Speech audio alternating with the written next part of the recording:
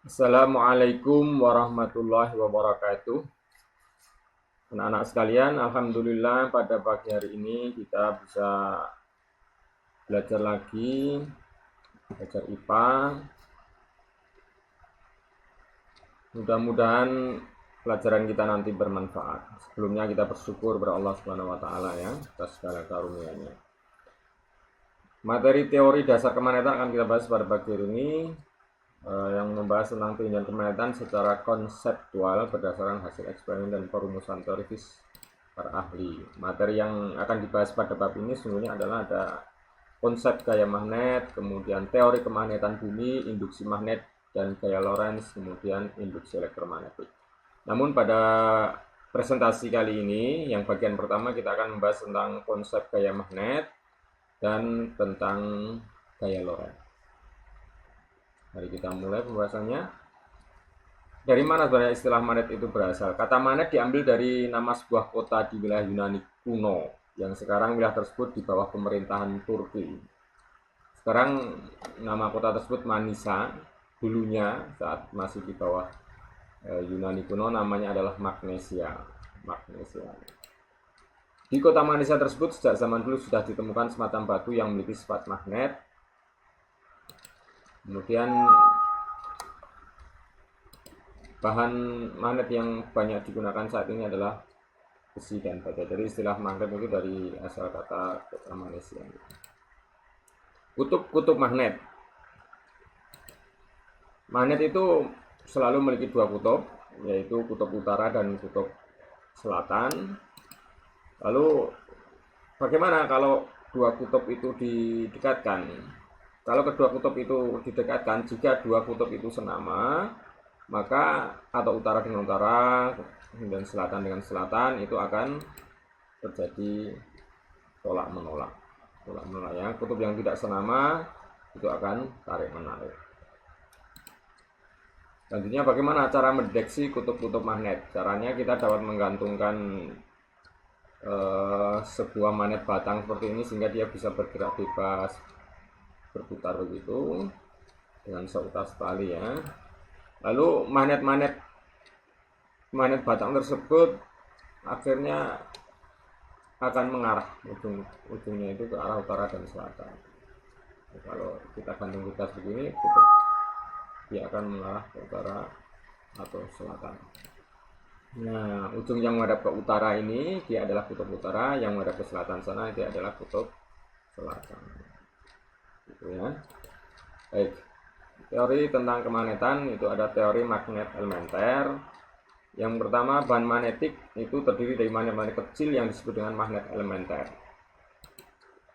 Apabila magnet elementer suatu bahan teratur menghadap arah tertentu, maka benda tersebut akan memiliki sifat magnet ini teratur.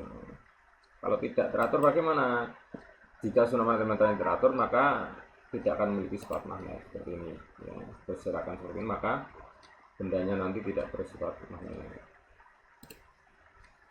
Selanjutnya tentang gaya Lorentz. Gaya Lorentz itu adalah apabila kawat listrik berada di dalam medan magnet, maka dia akan mengalami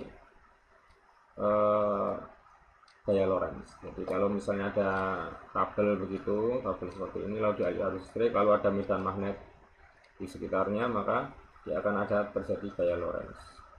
Arah gaya Lorentz sesuai dengan aturan tangan kanan seperti gambar di samping.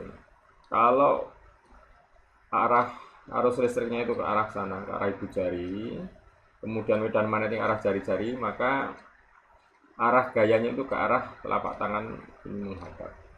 Nah, jadi kalau ini ke arah ini arus listriknya, kemudian ini arah medan magnetnya, maka arah gayanya ke sana.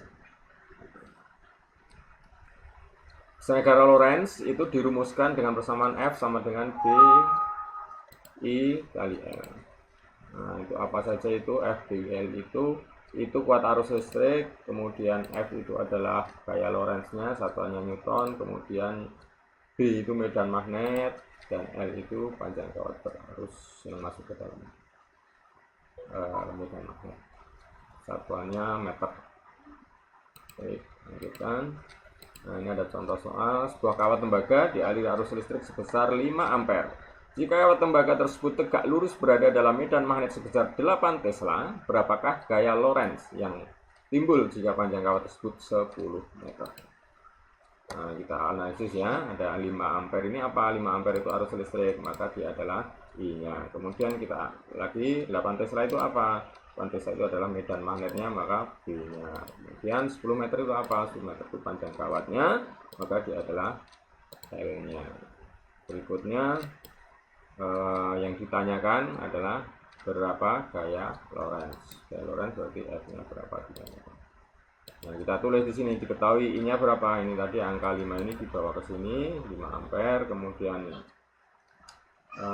apalagi B-nya ini 8 Tesla dibawa ke sini, 8 T, Tesla disingkat T. Kemudian L-nya ini, L-nya 10 dibawa ke sini 10 meter. Lalu yang ditanyakan apa? Ditanyakan tadi F ini ditulis. Nah, kita lanjutkan pada halaman berikutnya.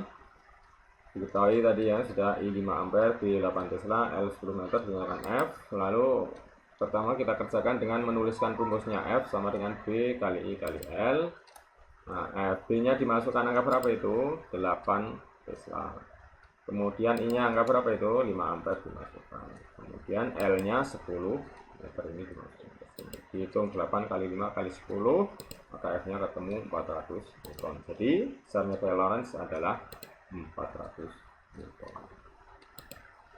Nah, ini ada soal latihan. Sebuah kawat tembaga dialiri arus listrik sebesar 12 ampere. Jika kawat tembaga tersebut tegak lurus berada dalam medan magnet sebesar 5 Tesla, berapakah gaya Lorentz yang timbul jika panjang kawat tersebut 3 meter? Selamat mengerjakan. Terima kasih. Tetap jaga protokol kesehatan di masa pandemi COVID-19. Tetap di rumah saja. Kerjakan tugas-tugas berikutnya. Assalamualaikum warahmatullahi wabarakatuh.